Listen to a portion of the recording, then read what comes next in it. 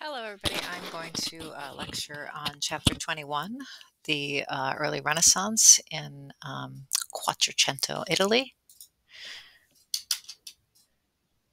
Most of the time, we will be looking at the area of Florence and around Florence, which is the place of the early Renaissance, and then the High Renaissance will move down to Rome. So Florence at this time is under threat by the Duke of Milan, and later on, King Landesau will be threatening them. They are at one point surrounded um, by soldiers with the threat of being taken over. And this calls for citizens to spring to action and defend their city. And despite or to spite this situation, we see big art projects still being built. So their whole city is surrounded by soldiers about to take over, and they are sort of throwing it in their faces by just carrying on with their civic pride. Luckily for Florence, the Duke suddenly dies, and it regains its freedom for now. It's at this time that the Medicis, I don't know if you're watching that HBO um, series on the Medicis, but this is them, this wealthy family who are not part of any royalty. They are actually merchants. So in the last chapter, we saw the rise of the merchant class. They are textile merchants, and eventually they become bankers, what we call robber barons. And you think of like the Rockefellers in our own country, this type of family who rises to power and wealth.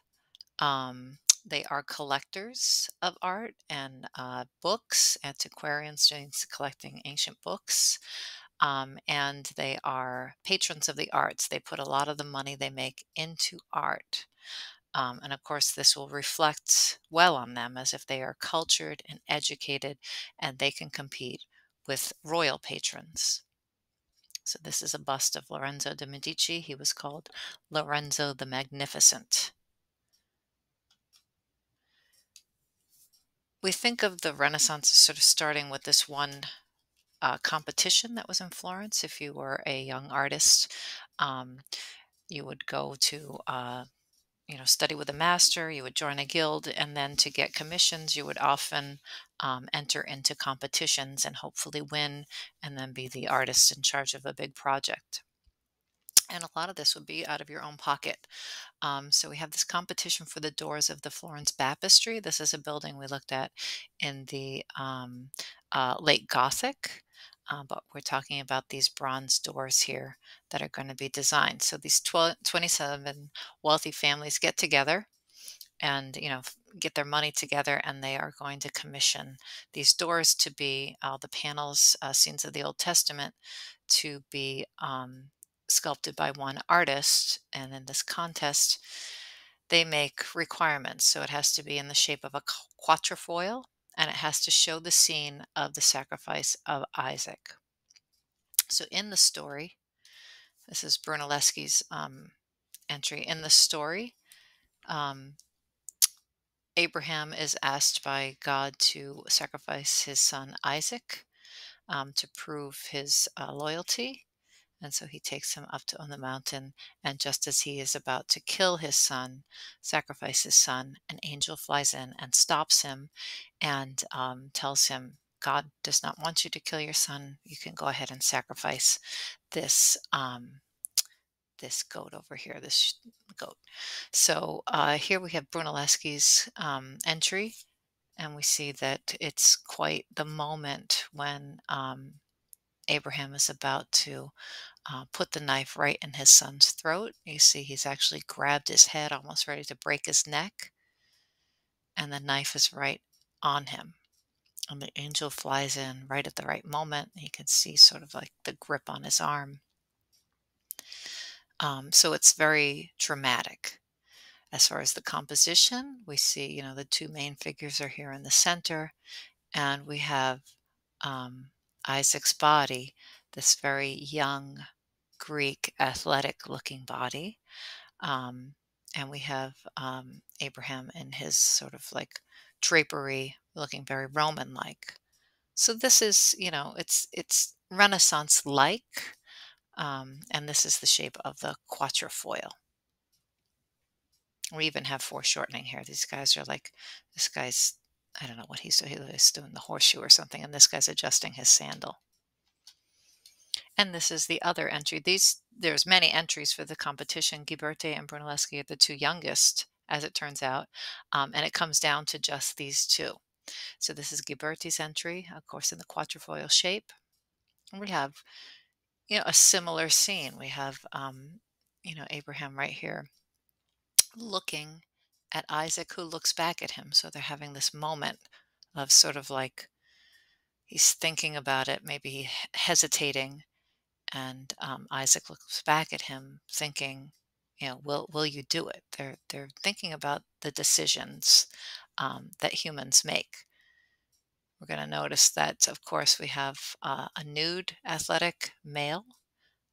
This is the Renaissance. The word means rebirth, and what is going to be reborn is all things um, classical, way of class showing the figure and classical texts, philosophy, mathematics, science. All of this is going to come back. So it's the same moment, but not as violent and not, not like brute force. It's two thinking individuals looking at each other, which goes a lot more with humanism. And we have this angel flying in and this sort of sharp foreshortening. And foreshortening we looked at with Giotto, with these angels with their bodies coming forward very quickly. That's what foreshortening is. It's like the steep perspective. Um, and as you know from the chapter, Ghiberti wins. He has sort of more of the bells and whistles. We got the nude male, athletic. We have the thinking moment, and we have the use of foreshortening. Um, So he wins, but one of the other reasons he wins is that he is much better at using the materials. He cast his bronze plaque in two pieces, and Brunelleschi used many. And turns out Ghiberti would have been much cheaper to hire. So that's another reason why he wins.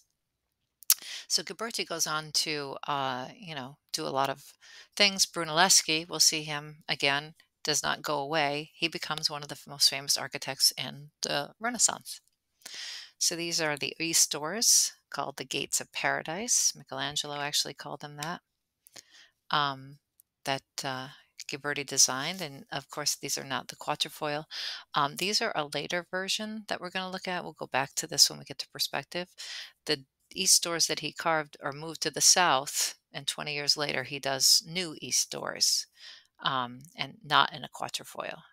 Of course, all these doors are now in museums. They're not actually at the baptistry. I showed you the picture of them at like all these people, but these are just duplicates. You can go to the museum and see them. We can see all this use of perspective. We'll go back to this when we get to perspective. So Ghiberti writes a book. He's thought of sometimes as the first art historian, along with Vasari. Um, and he often writes about how he is so sorry that things went out of vogue since Constantine put an end to the Greco-Roman classicism, which is called the Middle Ages, like Romanesque and Gothic, which is all about Christian art, which is an odd thing to think. And he actually has a whole quote in his book about his glorious self, how he was unparalleled and one without exception. Everybody voted for him, which isn't quite true. Another major sculptural project in Florence is Or Saint Michel. It's or is part of the title of it. It's not the word or, it's Or Saint Michel, where each guild was assigned a niche. I guess this is a way to get, you know, lots of people to fund your artwork. You give them a niche here, this little thing, and tell them, what saint they're going to do. And usually it's the saint, their patron saint of their guild, and they will come up with the money to make the sculpture. And you can see this whole building is surrounded by these sculptures. This is Nana de Banco's Four Crowned Saints. in his little niche, and you can see the four figures, and they're very Roman-like togas.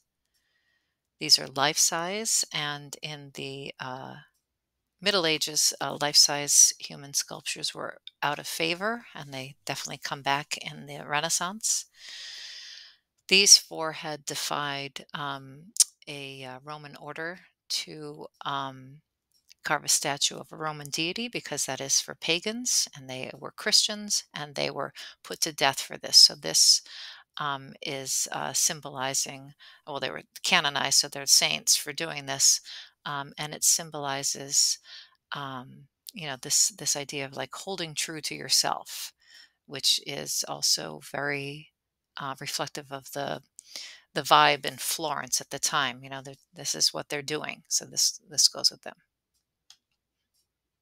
And we see four very individualized portraits carved. It's like each of them has their own personality. They're very lifelike. And this is part of the humanism of the Renaissance. This is, humans doing human things, reacting in human ways, thinking, and they seem to be conversing as if they're, learned men. It almost looks like, Socrates with his students there. And the first of our Ninja Turtles we look at is Donatello. He is much earlier than the other three, which are all overlapping, and those will be in the next chapter.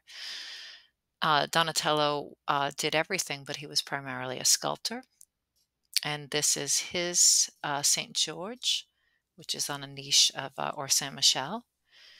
And St. George was said to have slayed the dragon for a dragon for a princess. And we see his very young, uncertain, almost looking St. George, a thinking individual, young, athletic looking, very Greek like. And below him is a plaque that is a relief carving. It's high relief and low relief, and then it's very, very low relief with these trees in background, very, very low relief. And he's creating almost like atmospheric perspective with sculpture. And if you took 114, there's like the Areopagus did this. This is a Roman thing that was popular to do that really hasn't been seen since then. And this is Donatello's St. Mark. And this is the rebirth of this attitude, this pose, contrapposto, which it's in red, so you should know this term. Contrapposto means against weight, and it's a natural shift of a leg. So if you're standing on 2 feet, standing up straight and your legs get tired, you shift your weight to one leg and then the other one bends to relax it. And that's what that is talking about. That is a natural way to stand. And that is directly from Greek classical sculpture. And this is sort of like a little history if you didn't take 114. It starts with this, the Critios boy. This is the spear bearer. You can see his knee sticking out. And then you can see the Roman copy of that. So this is the contrapposto pose. This is sort of the history of it. And this is one thing that's reborn in the Renaissance. Probably Donatello's most famous work is this bronze sculpture of David.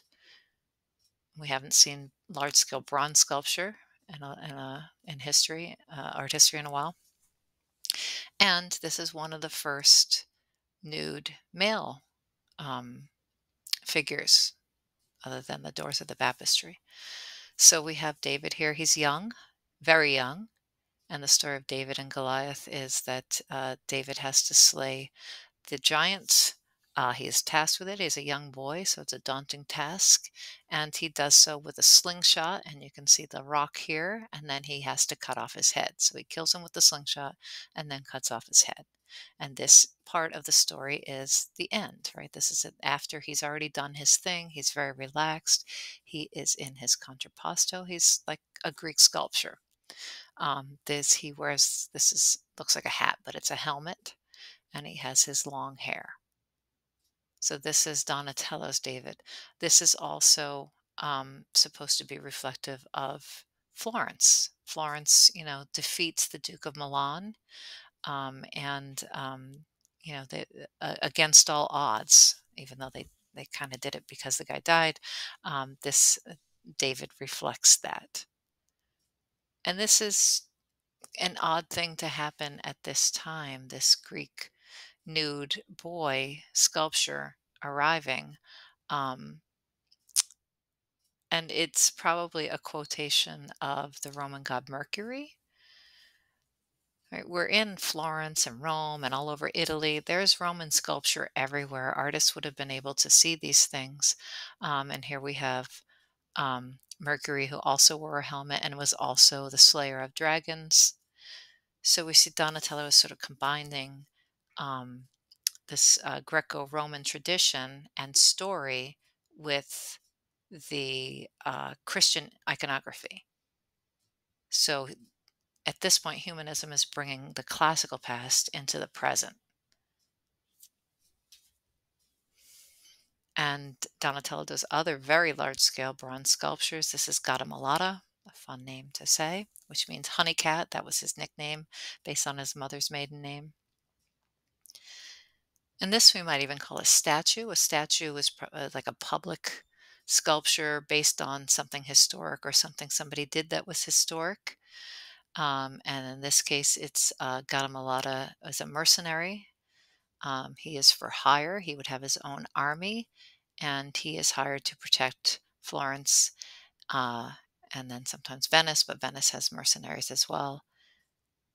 So private citizens would, commission them to fight. And so probably groups of people would commission this army to fight the Duke or somebody else.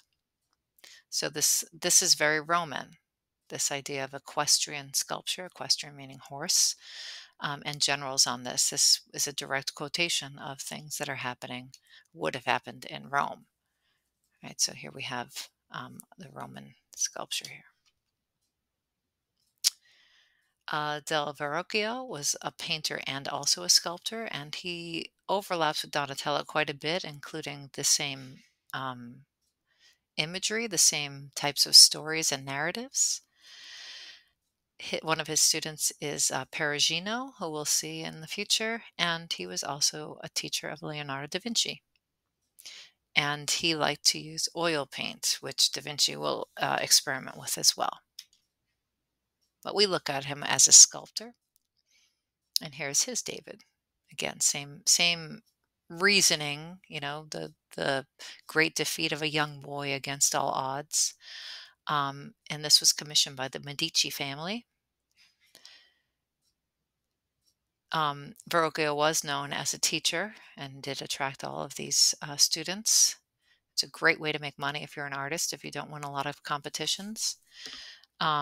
Eventually, the Medicis get kicked out of Florence and move down to Rome, and both of their Davids, they own the Donatello David, are taken away by the government and put in museums. And so this doesn't even make a good comparison. It's 2 1 to 1. It's very similar, of course, with the exception of the skirt and the frontal-facing giant. So making more of a portrait out of the giant. Whereas here, you don't really see much of it. He's kind of covering it. There'll be future Davids that will make a much better comparison to either of those. And Verrocchio also made giant equestrian sculptures. This is Corleone, a famous general.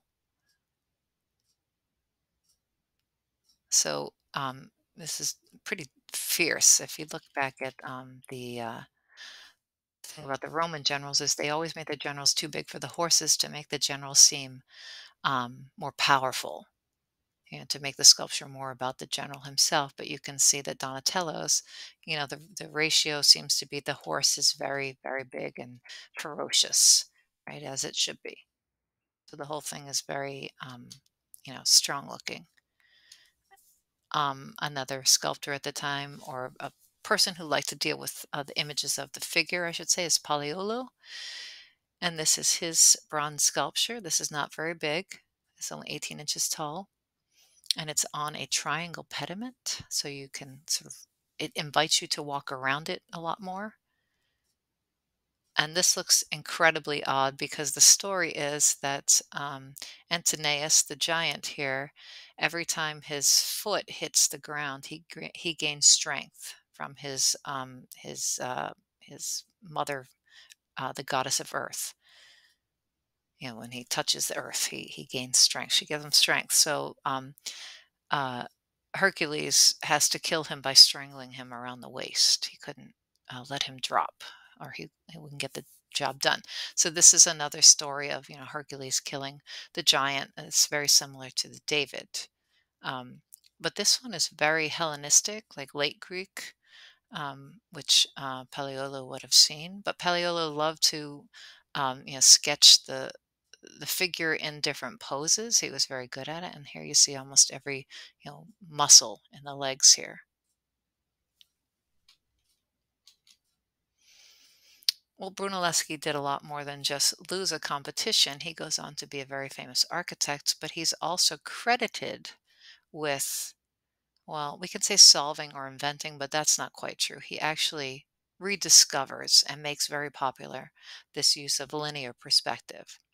And linear perspective is when things go back in space, systematically having to do with lines, meaning it's using lines, but it's lines that go back. So you need some conditions, like you need to have edges of things um, that go back in space.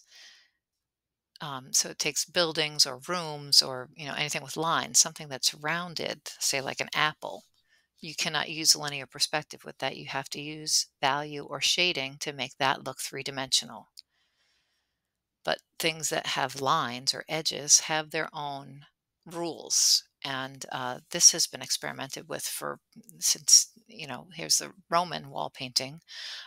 This is Giotto, and then this is the last chapter, Robert Campin, all get, trying their hand at making the angles of things going back in space look realistic. Some of this is correct, but you can see here this roof is going upward. It doesn't go in the right place, and none of the angles seem to match up with this. Same thing with Giotto's. He did maybe a little bit better. He was maybe a little bit better at shading things and making them look 3D.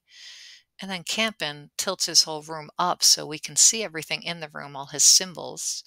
But this, it seems to all go to a vanishing point, but the whole thing is more what we call isometric perspective, not linear perspective. Um, and the Chinese, and there's actually a Muslim book that was published before, not published, but written before this, um, before the Renaissance, all about using perspective. But Brunelleschi is also always thought of as the father of perspective, but he really kind of reinvents it, if we want to call it that. So let's look back at Gilberto's Gates of Paradise um, to see how he is using this. Of course, Ghiberti is the guy who won the competition. He goes on to do more doors for the baptistry, and he uses Brunelleschi's system. Well, that's not nice.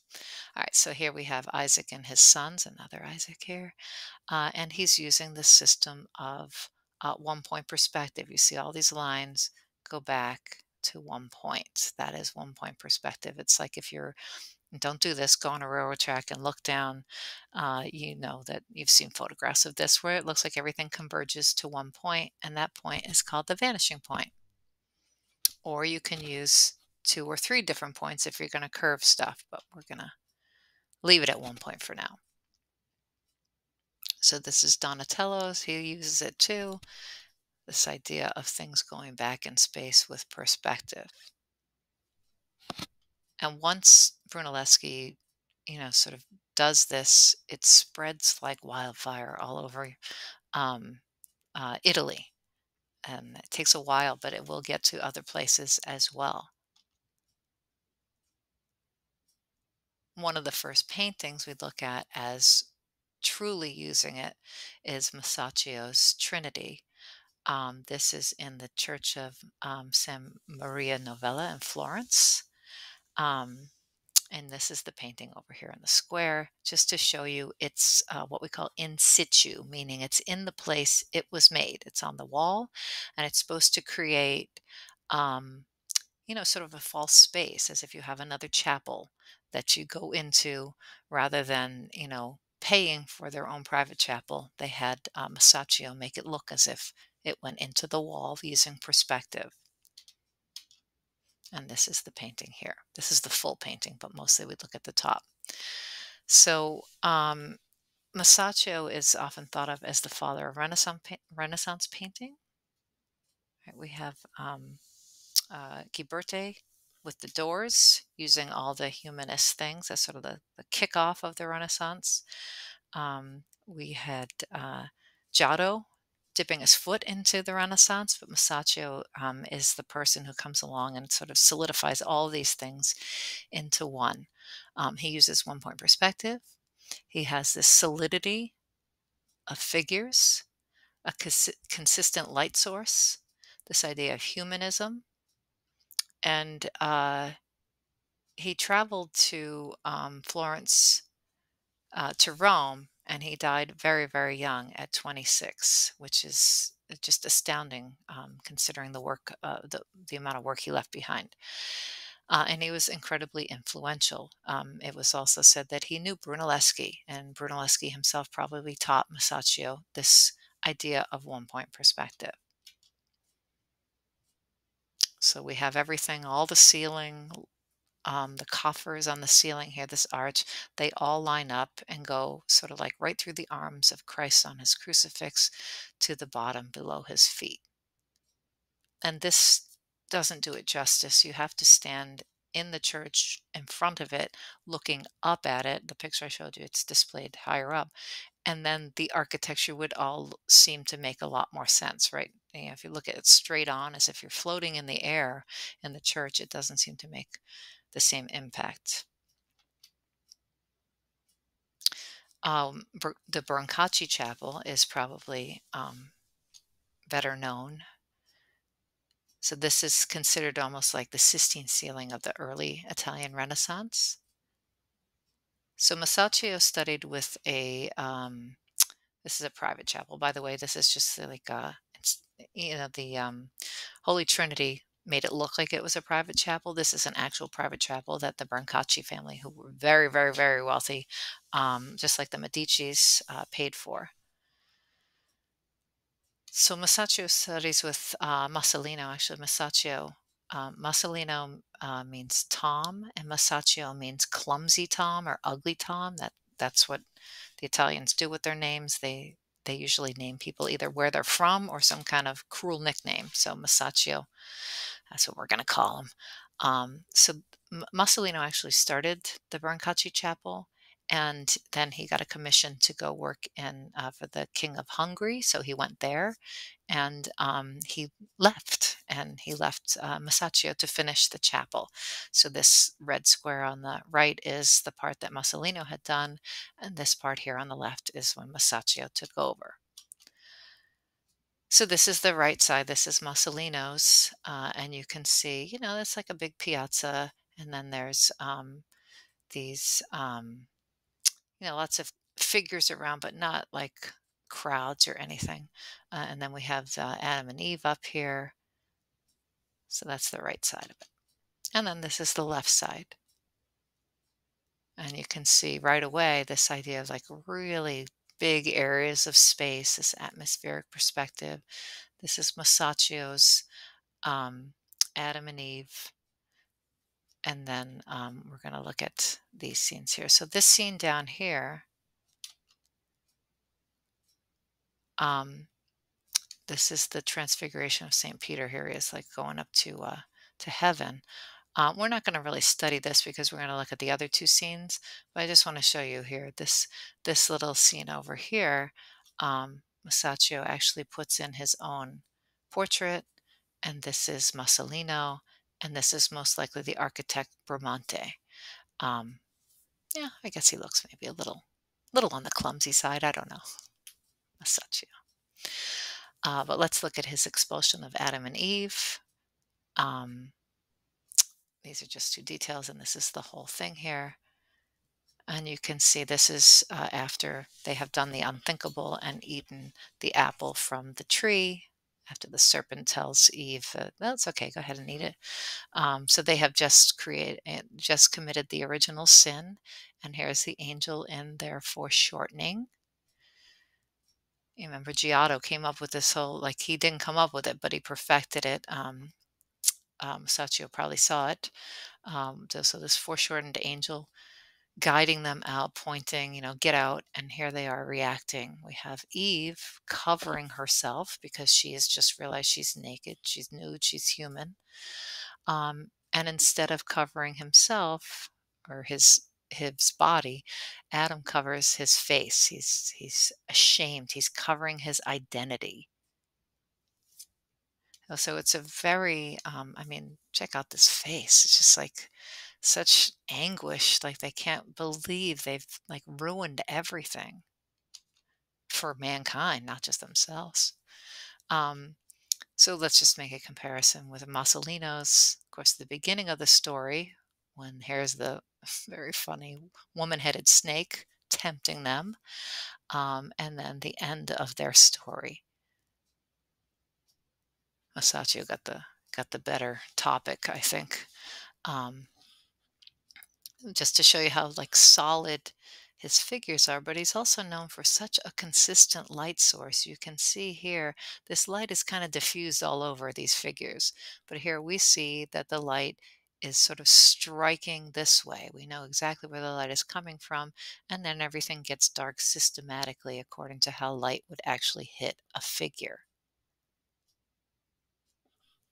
So that's what creates solidity of form. That's round things in perspective.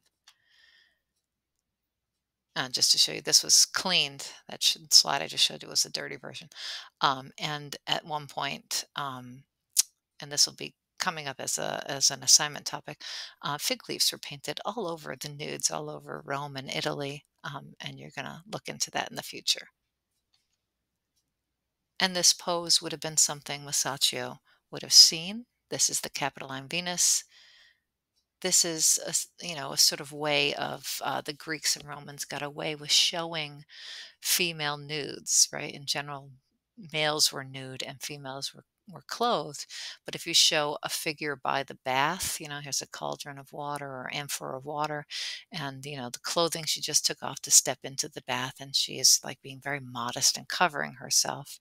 That's similar to what this is. This is a direct quotation of Greek and Roman sculpture. So, the bells and whistles of humanism, people making decisions, right? In this case, making very human decisions and becoming human. A consistent light source, making them seem like solid forms, and using Greek and Roman ways of making art, all the bells and whistles of the Renaissance. The other scene in the Brancacci Chapel is the tribute money. And this is a continuous narrative, it's called. And we have St. Peter. Oh, sorry. St. Peter here. This is the tax collector. The story is the tax collector comes to Christ to collect his tax, and they look at each other, all the apostles, and they say, "We have no money." So Christ is pointing here. This is St. Peter, version number 1. Christ tells him to go get a fish, and inside the fish's mouth will be money. And so here's Peter pointing, "I'm going to go over there." And here he is with the fish. And then Christ tells him to give the tax collector the money. So over here. So we have the tax collector repeated, and then we have Peter repeated 2 more times. And he's always wearing his orange and blue. Must be a Chicago Bears fan, I guess. Sorry. So we have this, narrative where different parts of the story, and this Masaccio didn't make this up. This is kind of a thing, but we look at this for the consistent light source, the solidity of form, the use of linear perspective, and atmospheric perspective. So these are all the things that come about in the Renaissance used by Masaccio. And there's the 1-point perspective. Also, all leads to Christ, much like he just did in the Holy Trinity. And we're going to see other artists use 1 point perspective in a symbolic way as well. On to Perugino, who did a lot of things, and one of the best things he did was to teach Raphael how to paint. And he liked to use perspective. He loved to use perspective. I'm not going to undersell that. Most of his paintings go to great lengths to show everybody he knows how to use 1 point perspective. So here we have the Marriage of the Virgin, and he has purposely put all the main players and sort of lined up in the foreground as Mary and Joseph, and then you can see this almost baptistry shape here in the back with arches. Oh, here we have all these, this is very Roman looking, um, Roman and Gothic looking, I should say, the baptistry. So that's part of the Renaissance. And then we have all of these lines on the ground that go to the vanishing point, and like they go, sort of create this triangle here surrounding the Virgin and Joseph. And this is his more famous one, Christ delivering the keys of the kingdom to St. Peter. St. Peter is thought to be the very first pope. Oh, sorry. Why am I circling the wrong one? This guy's in the orange and purple. And here's the giant key to the kingdom, which of course is the Catholic Church. He's going to be in charge of it on earth, the handing of authority here. And we see all of these lines going back into 1 point perspective. We have this baptistry, almost the same building here. And then we have two Roman triumphal arches on the sides. We have a consistent light source. We have all this use of drapery. We have a very human thing happening, a human, accepting spiritual power. So all the bells and whistles. Fra means brother or friar. So that indicates that you're a monk. This is Filippo Lippi, who possibly took orders. It's not known. He's called Fra, but it doesn't prove that he actually was a monk. He actually was kind of a bad boy in art history. Had affairs and children and stuff. So he wasn't a very good friar if he was one. So he taught Botticelli, who we'll look at the end of the chapter. And this is his Madonna and Child. In Italy, Madonna, or Italian, Madonna means my lady, which also always refers to Mary. And the Madonna scene is Mary and Christ, usually. And in this case, it's Christ with two angels. I'm doing air quotes. You can't see me. You see these awkward wings here, kind of foreshortened. It's said that Lippi went out in the street and just found children to pose for him. So that's maybe why this angel looks a little devilish. But we have a very human looking Christ baby reaching for his mother intensely, really. And she's like in a prayerful pose. And then we have this other, sort of like architectural thing. And then she is sitting in a faux window. This is painted, this frame. There's another frame around it, actually. So the whole thing is painted like this, this value and things, perspective on this windowsill are fake. And then she's sitting in front of this winding, craggly landscape, which is very similar to a famous lady's going to sit in front of a window like Mona Lisa. So Lippe has this style that is not like Masaccio's at all. It's actually what I call very linear, right? It has lots of lines and like little, you can see he uses all these little lines rather than like over blending. Things seem to have like crisp edges to them. And this is a style that Raphael will take from him. Fra Angelico, another brother. Actually, this one's a very devout monk. He painted for the Dominican monks of San Marco. And this is his Annunciation. Again, the Annunciation is when Gabriel comes to Mary and announces she will have the child Christ. And we have these, Roman arches and Corinthian columns, a vault here, and then just this odd, like, landscape of current times, right? Like a picket fence here, and very decorative, linear looking nature. So this is not the modeling or solidity of Masaccio. This is much more like Lippi. And sorry, this is a blurry photograph, but this is at the top of a stairs in the monk's house. Um, and this is a big atrium that would be it. This is all just a museum now, but this was the house that they lived in. And you can see all the architecture that's in the painting is in, the actual monastery. So what he's doing is sort of creating this scene. This is probably actually their fence in, current times. So this sort of, using religious imagery, but updating it, just like the David, updating the Mercury. And we're not going to really study this. I like to bring this in because it's nice to make comparisons to like Da Vinci's when we say Last Supper, we mean the Last Supper. We saw Derek Boots, Last Supper, with his tilted table. Um, this is just like an odd composition because you can see obviously one of them doesn't belong here. Get on the other side of the table, Judas, you're not with us, right? And they're all reacting um, individually. Some of them don't look as horrified as maybe they should when Christ says, "One of you will betray me." And he's most likely seen Giotto's faux marble around Italy as well. Um, we'll bring that back when we get to Da Vinci's. And like Da Vinci's, this is all actually painted in the dining hall, the refectory. This one is for nuns. Um, Da Vinci's will be for monks, and it's gigantic. It's the whole wall, so it's sort of life size. So every day when you went back to dinner you would be dining at the Last Supper. Um, with as a monk, you would be reenacting the Last Supper every night at dinner.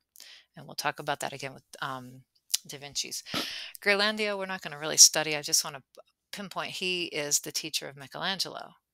He's often sort of left out of art history because he didn't do anything that as good as everybody else or notable in art history. Um, and he didn't really even teach Michelangelo like about the way to paint because they have very different styles. But what he did teach him was all kinds of things about perspective, how to paint faux architecture, right? False architecture, meaning like these are meant to look like the actual things, and to paint in grisaille, which is that black and white technique to make things look like it's sculpture or stone. And those are things that Michelangelo is going to use in the Sistine ceiling.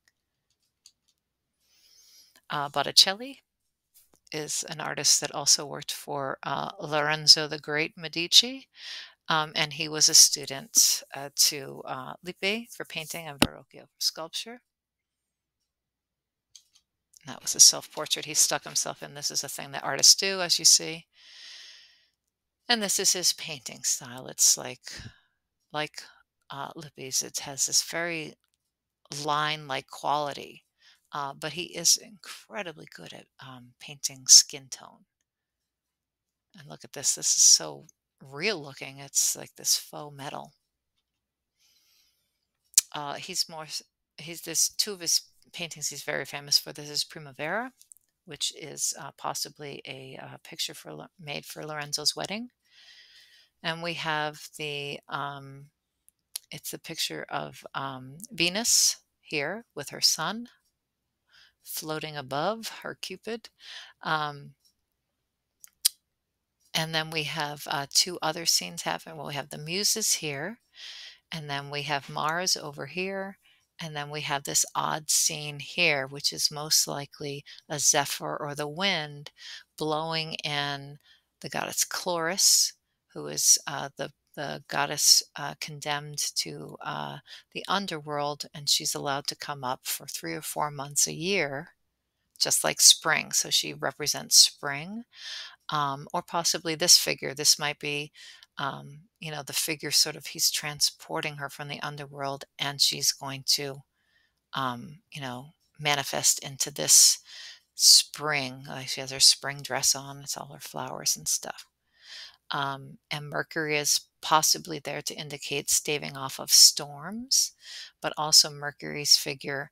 Um, he's like the deliverer of things from the underworld to the world. So maybe he is there because he has transported her.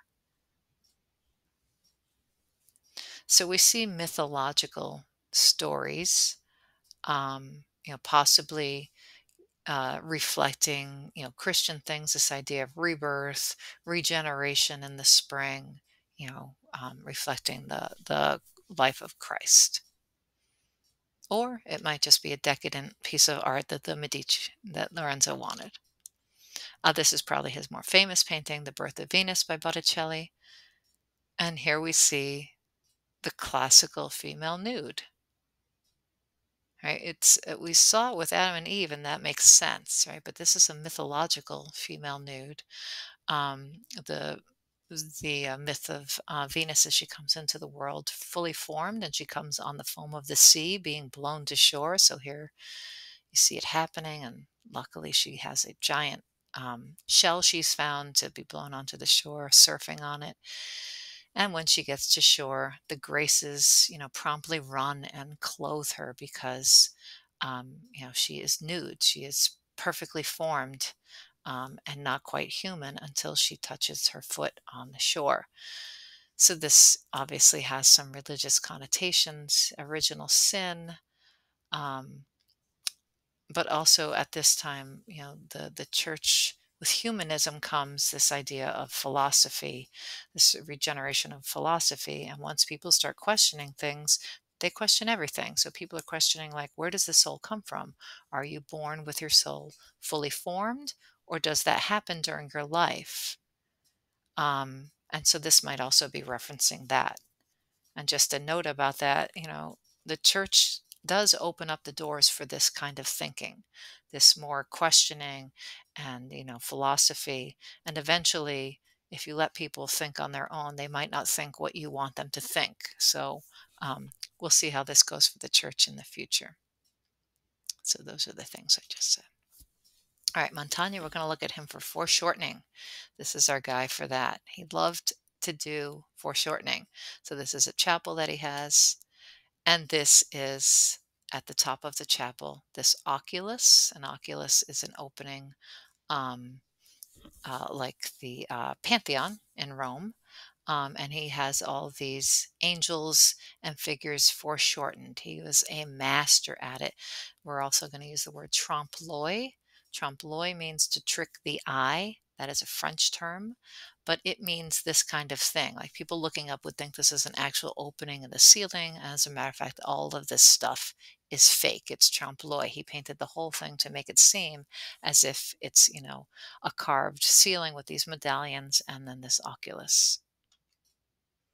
And this is his engraving, St. James. You see he's lowered his viewpoint to be bug's eye, there's bird's eye level, bug's eye. So you're looking up at all these figures just so he could show you how incredibly good he is at this idea of foreshortening. He probably was looking at Masaccio's Holy Trinity with these coffers here like this.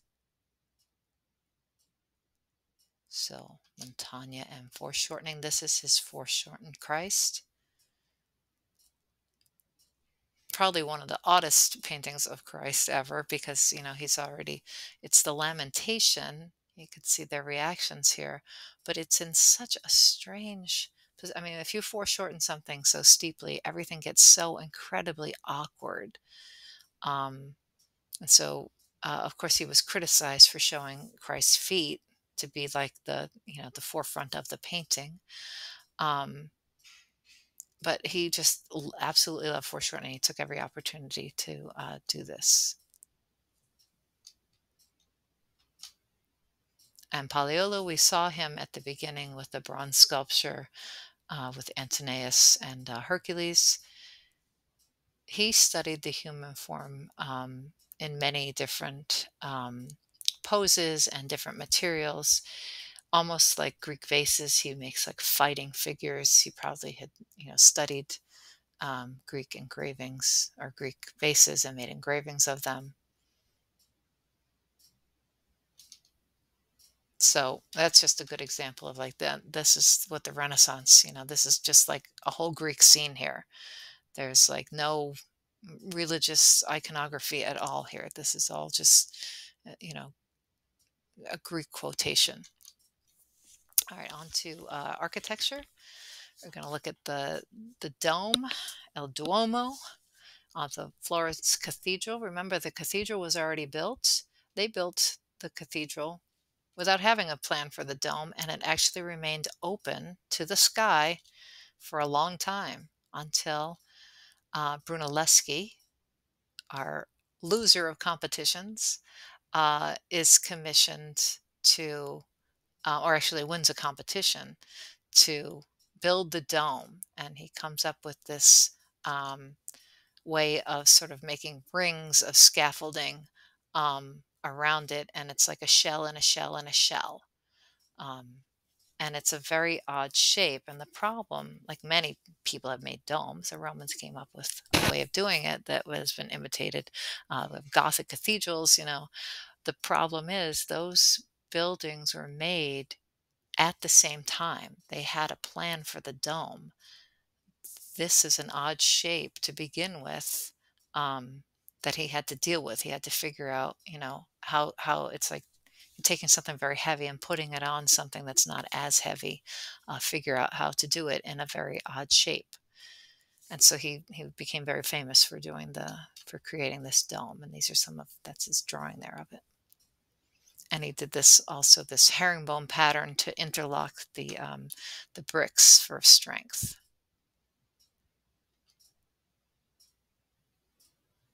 So these stone rings he comes up with, sort of using like centrifugal force to keep it up there while it's being built.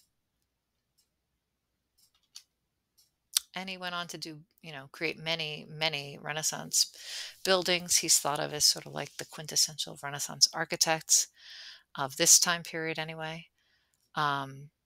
This is called the Hospital of the Innocent. That's the Italian word for it. And this is based on a visit he made to Rome. He would have seen many Roman buildings. And like the Greeks, I always think of this as Greek and Roman because it's very rational, mathematical, and austere. And that is his style, and that becomes a style for the Italian Renaissance. He also liked to use white stucco with gray stone. So here's looking straight on it. You can tell it's a hospital. Even in America, we have that blue sign. So here we have the Roman arch, the Corinthian capital, and we see them all lined up systematically and everything, the windows above with their pediments centered on the arch and the medallion centered in between those. So everything is like a modular unit. Indeed it is, based on these circles and X's. We don't have to memorize the math. This isn't a math class, but just like other famous buildings like the Parthenon, it's dealing with, coming up with mathematical proportions to try to design a rational and perfect building. It's all come back in the Italian Renaissance. And this is a beautiful little chapel. This is a tiny chapel stuck to a giant church. The Pazzi Chapel, the Pazzi family commissioned this, their own chapel next to the church. And this looks like a Roman building. It has the Corinthian columns, the arch, the pediment over the doorway, and then we could see behind the facade a dome sticking up. And it's a central plan church. And this is also based on like perfect mathematical proportions. You see the thirds here. So the thirds up and the thirds vertically as well. So it's like a giant square. And this is the plan. So you walk through a temple front almost, and you get into this big open central plan dome. And that's what it would look like. So again, the white and gray. Big tip off that it's a Brunelleschi building. Giant Roman arches. And I'm sure you thought of this already. It looks a lot like the Pantheon on a very small scale, which is like a Roman or a Greek temple front and a Roman dome in the back. This is the interior of San Lorenzo, and we have, I mean, this looks just um, like a Roman building with all these arches, but you can see that it's Christian art, Christian architecture because it has the aisles, right? It's all designed to go towards the altar. If you took 114, you heard all about Romanesque and Gothic church architecture. This is, of course, the same design, but in a very sort of refined, austere, um, rational way. And I'm showing you the interior because the exterior is nothing to look at. It was never really finished, but you can see it's next to the dome. And then our last architect we're going to look at is Alberti. The Italians love this paneled marble. You saw the Florence Cathedral, the Florence Baptistry. Many buildings made in Gothic Italy have this sort of paneling. Marble is abundant in Italy, which is why we're going to see a lot of marble sculpture in the near future. But we could say this is a lot more decorative than Brunelleschi's. It has these scroll-like things, so it has the same kind of elements. These are faux arches. Um, so this is sort of like classical, but mixed with Gothic Italian. And then this is probably his more famous Sant'Andrea. Alberti's also famous for writing a book on architecture, which lots of architects, throughout art history have read on describing the perfect church design and how to use math to make, a perfect building. Here you have our pediment and our Roman arch. We have our engaged columns. We have our three parts, which is very Gothic as well. All right, so that's it for this chapter. I apologize, that was a little long, but it's a big chapter. And our next one's even bigger where we get to the rest of the Ninja Turtles. All right, thank you.